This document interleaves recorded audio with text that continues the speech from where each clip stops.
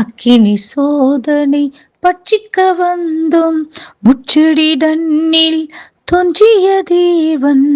அக்கினி சோதனை பட்சிக்க வந்தும் முச்செடி தன்னில் தோன்றிய தேவன்.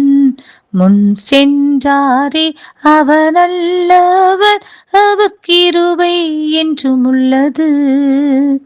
பாதுகாத்தாரே அவர் நல்லவர், அவர் கிருபை என்றும் உள்ளது. அவர் கிருபை என்றும் உள்ளது. அவர் கிருபை என்றும் உள்ளது. அவரை போற்றி துதித்து பாடி அல்லேலூயா என்று ஆர்ப்பரிப்போம். இயேசுவை போற்றி துதித்து பாடி அல்லேலூயா என்று ஆர்ப்பரிப்போம். தேவ கிருபை என்றும் உள்ளது. அவர் கிருபை என்றும் உள்ளது. இயேசுவை போற்றி துதித்து பாடி அல்லேலூயா என்று ஆர்ப்பரிப்போம். இயேசுவை போற்றி துதித்து பாடி அல்லேலூயா என்று ஆர்ப்பரிப்போம். கர்த்தருடைய பரிசுத்த நாமத்திற்கு ஸ்தோத்திரம். ஏசாயாவின் புஸ்தகம் 43வது அதிகாரம் 1 முதல் சில வசனங்கள். இப்பொழுதும் யாக்கோபே, உன்னை சிருஷ்டித்தவரும் இஸ்ரவேலே, உன்னை உருவாக்கினவருமாகிய கர்த்தர் சொல்லுகிறதாவது, பயப்படாதே, உன்னை மீட்டுக் கொண்டேன், உன்னை பெயர் சொல்லி அழைத்தேன், நீ என்னுடையவன்.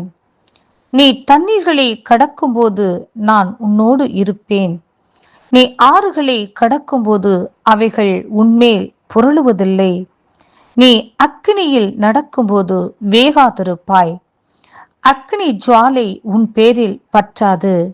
ஆம் பிரியமானவர்களே, தேவனுடைய ஆவியினாலே மீட்டு கொள்ளப்பட்டவர்களுக்கு, தேவனுடைய ஆவியினாலே சிருஷ்டிக்கப்பட்டவர்களுக்கு, எவர்களை தேவன் பெயர் சொல்லி அழைத்தாரோ, எவர்களை கர்த்தர் நீ என்னுடையவன் என்று சொன்னாரோ, அவர்களுக்கு அக்னி சோதனை வரும். ஆம் பிரியமானவர்களே, ஆனால் அந்த அக்னி சோதனை அவர்களை பட்சிப்பதில்லை. பிரியமானவர்களே, பழைய ஏற்பாட்டின் காலத்தில் இஸ்ரவேல் மக்களை கர்த்தர் வழிநடத்தினார். எல்லோருக்கும் இப்படிப்பட்டதான அக்னி சோதனை இல்லை. அதில் ஒரு சிலருக்கு மாத்திரமே அக்னி சோதனை இருந்தது. ஆம் பிரியமானவர்களே, ஜெபிக்கிறவர்களுக்கு, ஊழியம் செய்கிறவர்களுக்கு, தேவனுக்காக வைராக்கியமாக அர்ப்பணிக்கப்பட்டு ஜீவிக்க வேண்டும் என்று வாஞ்சிக்கிறவர்களுக்கு அக்னி போன்ற சோதனை இருக்கும். ஆனாலும் அந்த அக்னி போன்ற சோதனை அவர்களை பட்சிப்பதில்லை. பிரியமானவர்களே, மாறாக அந்த அக்னியில் நடக்கிறவர்கள் பட்சிக்கப்படாமல் அக்னி பட்சிக்கப்படும். பிரியமானவர்களே, யோபனுடைய வாழ்க்கையிலே அக்னி போன்ற சோதனையின் வழியாக யோபு நடந்து வரும்போது அந்த சோதனை அவரை பட்சிக்கவில்லை. பிரியமானவர்களே, அவருக்கு வந்த சோதனை செய்வனையோ மந்திரமோ அல்ல.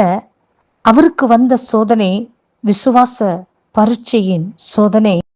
அந்த சோதனையின் வழியாக யோபு நடந்து வந்த பாதை மிகவும் மிகவும் அதிகமான அக்னி போன்ற சோதனை.